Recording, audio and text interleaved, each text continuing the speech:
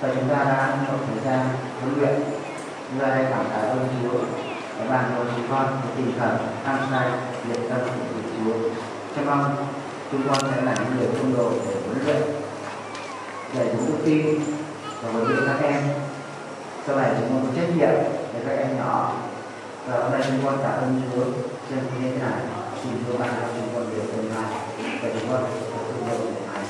Ban hành giáo chúng con cố gắng động viên các cháu và bảo các cháu cố gắng. Tưởng của thiếu nhi chúng con đấng được Chúa sai đến để ban sự sống cho thế gian, nhân danh mẹ Maria nữ vương của thiếu nhi chúng con, những anh chị em sau đây sau một thời gian huấn luyện, hôm nay các anh chị chính thức được tuyển nhận vào số huynh trưởng dự trưởng của đoàn thể sự sống đời phục vụ cho Chúa Giêsu thánh thể nơi các em thiếu nhi. Số đang ngồi. 1. Em Maria Vừa Thị Hà Nhi. 2. Em Maria Hờ Thị Phương. 3. Em Maria Vừa Thị Phượng.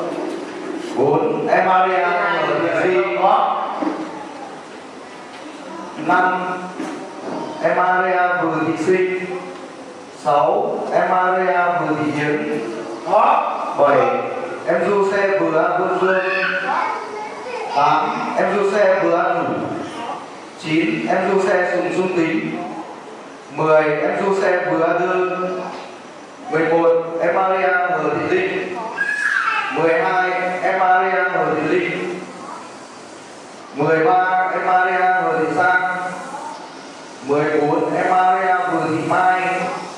15. Em Maria Sùng Thị An. 16. Em Maria Vừa Thị Xuông. 17. Em Maria Vừa Thị Á. 18. Em Maria Sùng Thị Phi. 19. Em Maria Vừa Thị Cầu Hua. 20. Em Maria Vừa Thị Cở. 21. Em Maria Hờ Thị Bầu. 22. Em Giuse Vừa An Hồng. 23. Em Giuse Sùng Á Chi. 24. Em Giuse Sùng Á Nam. 25. Em An Tôn Sùng Á Trương. 26. Em Giuse Sùng Á An.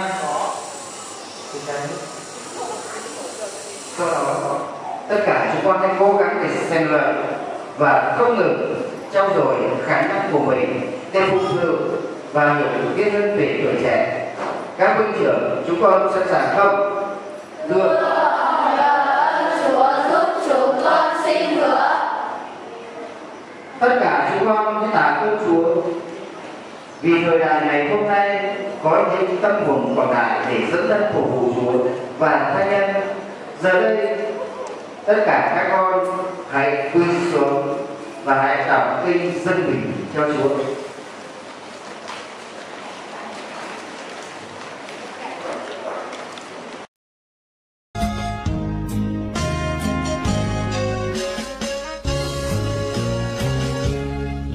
Tốt liệt có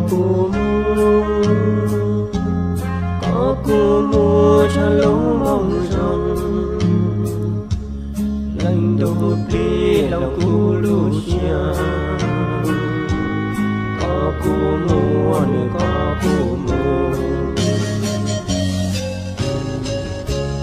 có cô mua luôn này so nhé sai nàng cao thì ta chuyên đồ về lúc chuyên đồ chạy cô lành tốt liệt có cô mua cho lũ mong rồng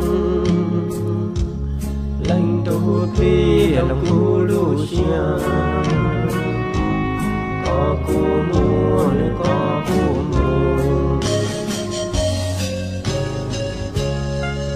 cô mua ban ơn vinh hoa ở đời này và vinh hiển vĩnh cửu ở đời sau.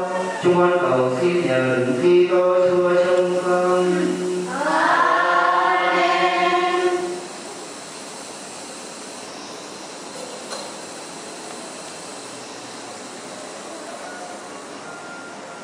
Giờ đây cha tư ý sẽ trao khăn cho bác. anh chị huynh trưởng dạy trưởng, chúng ta trao nhật khăn và hôn thánh giá và quàng lên vai. có cô mua ban hành gió nhẹ mong rằng đi lại trên đôi trời cô lòng lại đôi khi có cô mua cho lũ mong rằng đánh đôi khi lòng cô Lucia có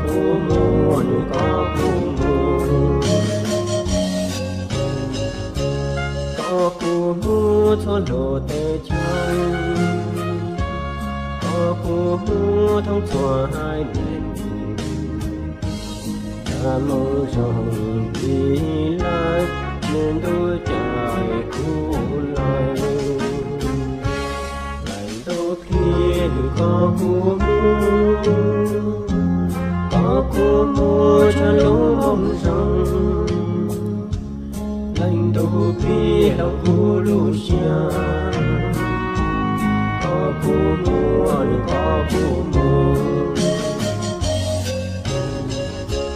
xa cô lúa cho nàng trao mong xa cô ba cho nàng xin dài tại trên đồ kẻ lúa trên đôi trời cô tia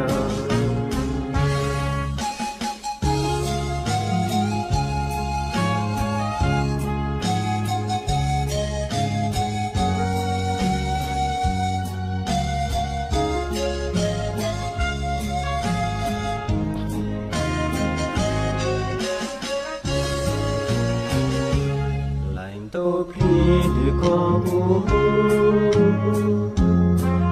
cô mua cho lũ rằng lành đôi khi lòng cô Lucia có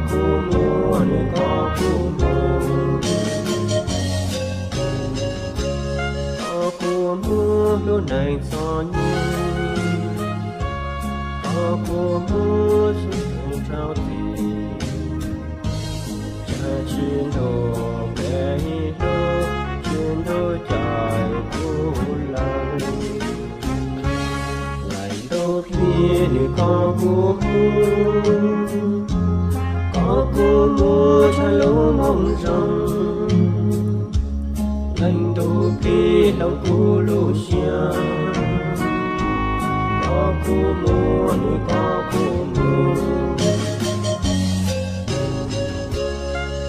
cô mua lô nàng tròn chua có cô mua ban nàng gió nhẹ ta mong rằng đi lại trên đôi trời cô lời lại đôi khi có cô mua cho lũ mong rằng lành đôi khi lòng cô Lucia có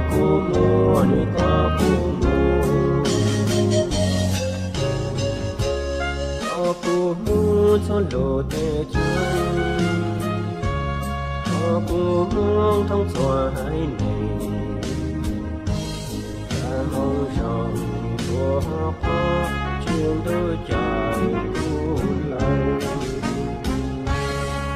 đôi khi có cô mua cho lũ mong rằng lành đôi khi lòng cô Lucia có cô mua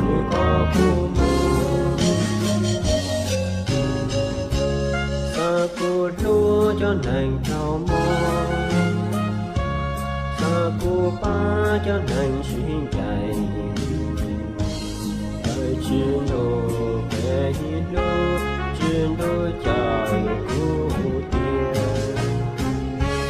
lành đôi khi có cô mua cho lũ mong rằng thành đầu đi lòng tu lu xia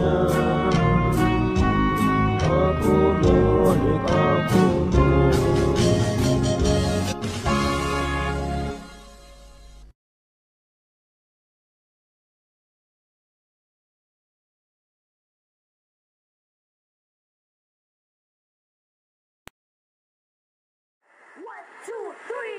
Anh em ơi hẹn nhau ra khơi, ta ra khơi đi về muôn nơi, cho hết nơi ta niềm vui không nơi, ta không ngơi để tình yêu ra khơi, ta ra khơi dù ba chơi vơi khơi ta buông lời, anh em ơi phải lo chơi vơi, mau ra khơi tôi cũng mau ra khơi với Đức Kitô.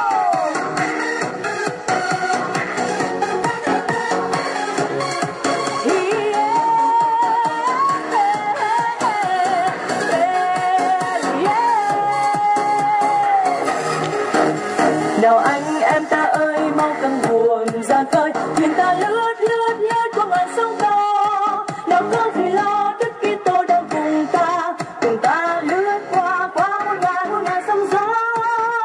Bạn ơi mau ra khơi đang tin mừng muôn nơi, cùng chia sớt với hết bao người bốn phương, phủ lấp tình thương trái tim ai đang sầu phương. Đại dương bốn phương có Đức Kitô là đường.